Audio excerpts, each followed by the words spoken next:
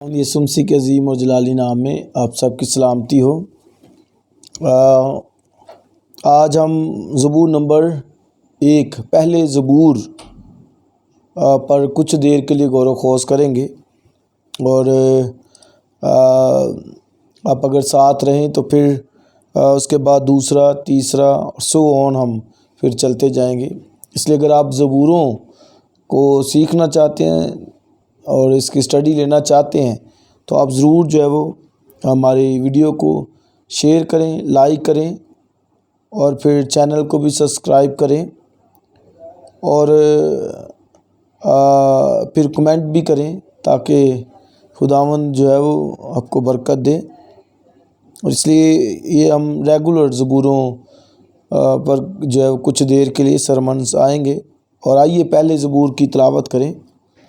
خداوند کے کلام میں لکھا ہے کہ مبارک ہے وہ آدمی جو شریروں کی اصلاح پر نہیں چلتا اور خطا کاروں کی راہ میں کھڑا نہیں ہوتا اور ٹھٹھا بازوں کی مجلس میں نہیں بیٹھتا، بلکہ خداوند کی شریعت میں اس کی خوشنودی ہے اور اسی کی شریعت پر دن رات اس کا دھیان رہتا ہے۔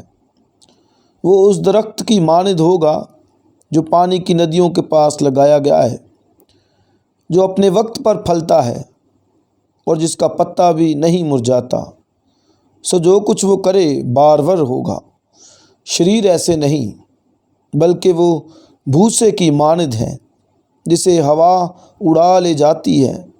اس لیے شریر عدالت میں قائم نہ رہیں گے، نہ خطا کار صادقوں کی جماعت میں، کیونکہ خداوند صادقوں کی راہ جانتا ہے پر شریروں کی راہ نابود ہو جائے گی۔ آمین۔ خدا کی برکت اس کے کلام کے پڑھے اور سنے جانے پر ہو۔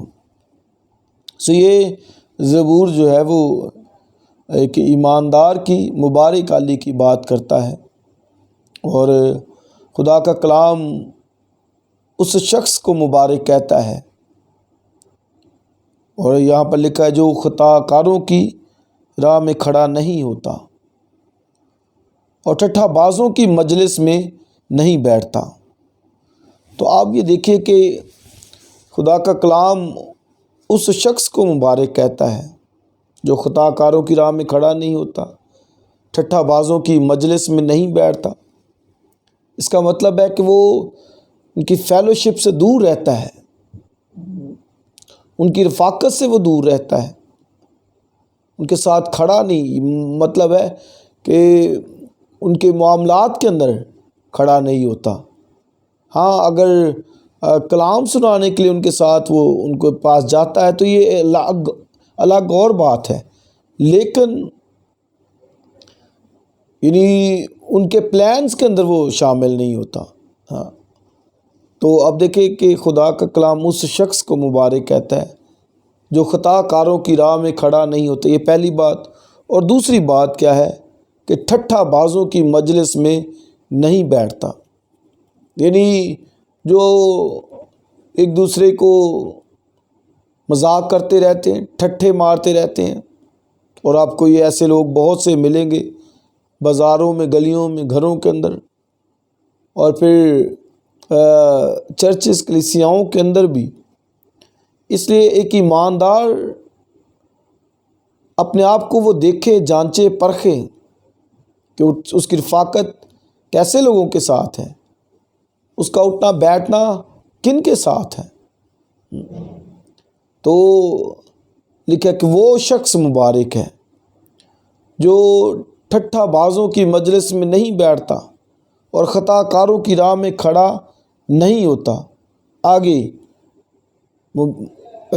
کون مبارک ہے لکھا ہے، بلکہ اس کا مطلب ہے کہ اس کے اپوزٹ اس میں یہ ہونا چاہیے۔ اور کیا لکھا ہے کہ بلکہ خداوند کی شریعت میں اس کی خوشنودی ہے، یعنی وہ خوش ہوتا ہے شریعت کو سننے سے، شریعت کو پڑھنے سے، یعنی خدا کے کلام کے اندر جو ہے وہ اس کی خوشی ہے۔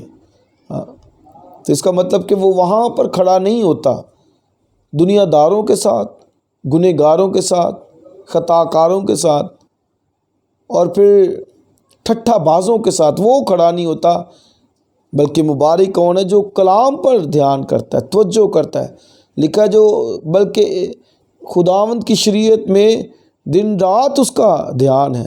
ہاں، مسیح نے بھی کہا کہ مبارک ہے وہ جو راست بازی کے بھوکی اور پیاسے ہیں۔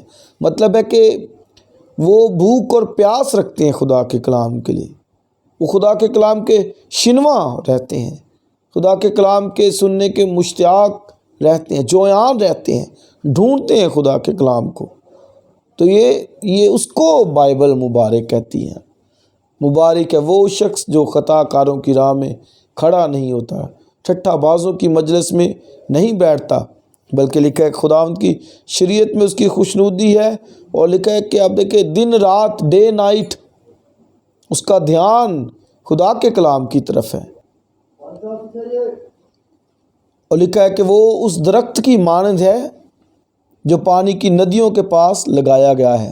ہاں جی، تو یہ اس کو کہا گیا کہ وہ اس درخت کی مانند ہے، ایک ایسا درخت ہے، ٹری ہے، جو کہاں لگایا جاتا ہے؟ پانی کی ندیوں کے پاس ہے۔ تو آپ سب جانتے ہیں کہ جو پانی کی ندیوں کے پاس لگائے جاتے ہیں تو کتنے وہ شاداب رہتے ہیں، ہرے بھرے رہتے ہیں، اور جو پراسپر نظر آتے ہیں۔ اس لیے بائبل میں لکھا ہے کہ مطلب ہے کہ جو کلام کے اندر رہتا ہے وہ پانی کی ندیوں کے پاس لگایا گیا ہے۔ تو آپ دیکھیں کہ اگر کوئی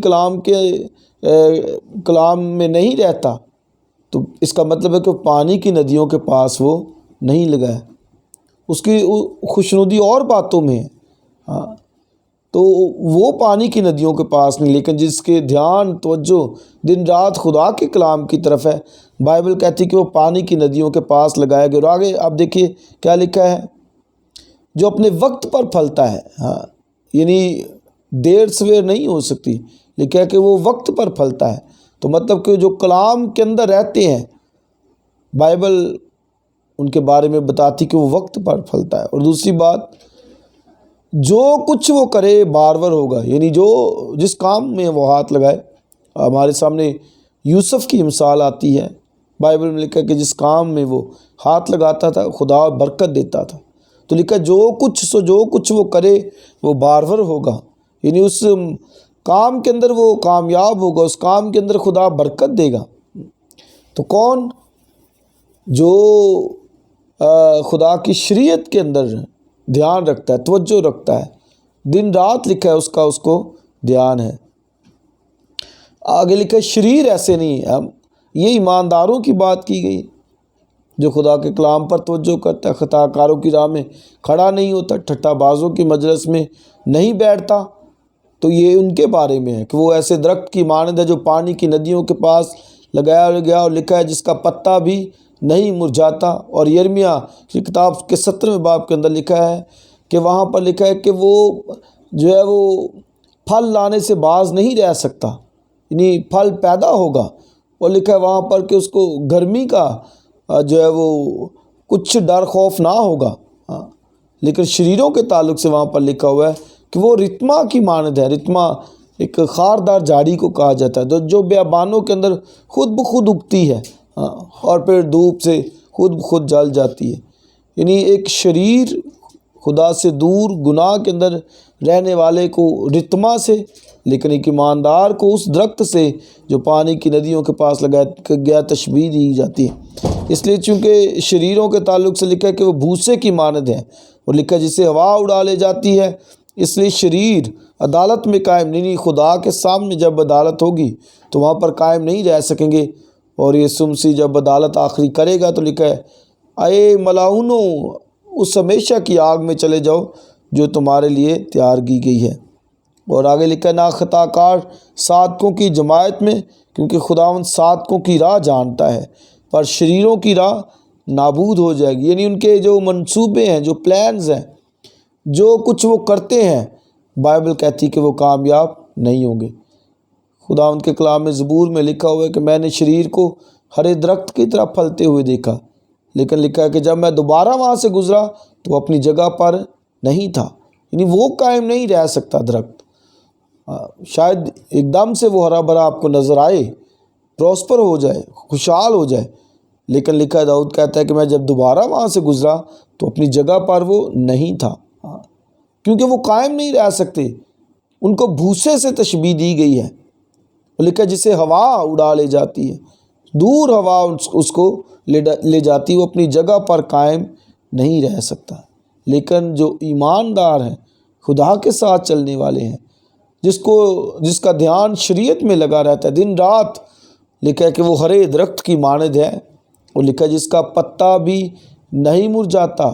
پورا درخت مرجھانے کی تو دور کی بات ہے، اس کا ایک پتا بھی نہیں مرجھاتا۔ اس لیے عزیز بہنوں اور بھائیوں، ہم جو ہے وہ اس بات کو دیکھیں، سوچیں، سمجھیں، ہم کہاں پر ہیں؟